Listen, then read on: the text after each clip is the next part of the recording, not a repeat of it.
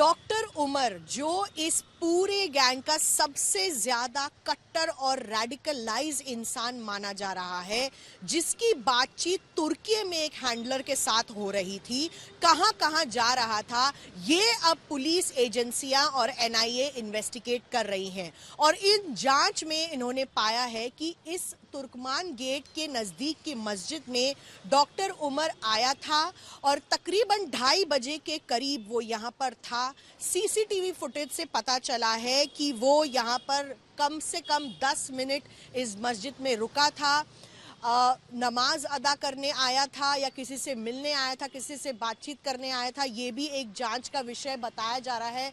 लेकिन ये जो मस्जिद है इस वक्त अल फैज़ मस्जिद भी इसको कहा जाता है, इस मस्जिद में डॉक्टर उमर दिखाई दिया गया है। और ये भी जांच का विषय है क्योंकि जिस I-20 को विस्फोट किया गया था अमोनिया नाइट्रेट मिलाकर, उसमें उसके अवशेष थे। अवशेष की जांच पड़ताल यानी कि डीएनए टेस्टिंग कर दी गई है और उसमें उमर की ही क्रॉस मैचिंग डीएनए के थ्रू पाई गई है।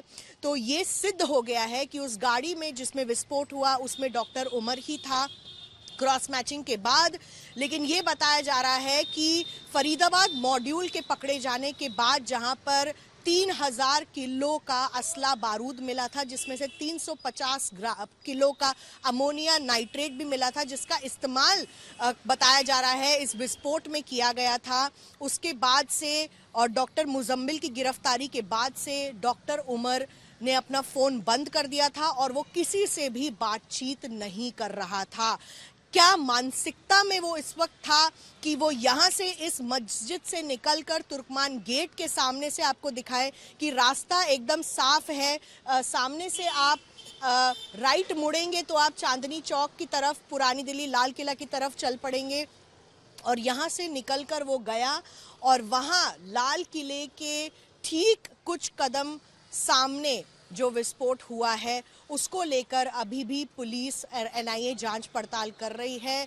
किस किस से बात हुई, क्या रूट मैप लिया गया और कहां कहां उमर गया और यहां पर भी इस मस्जिद में आया था, ये सब अब जांच का विषय बन चुका है। लोकेंद्र पांडे के साथ पुरानी दिल्ली से मिलन शर्मा, आज तक। गर्मियों की छुट्टी होने वाली थी, मेरे पापा आने वाले थे तो हम लोग सभी खुश थे। तो मैं एक बेड पे चढ़ के डांस कर रहा था, लेकिन वो पहले ही आ गए। फ्रीज।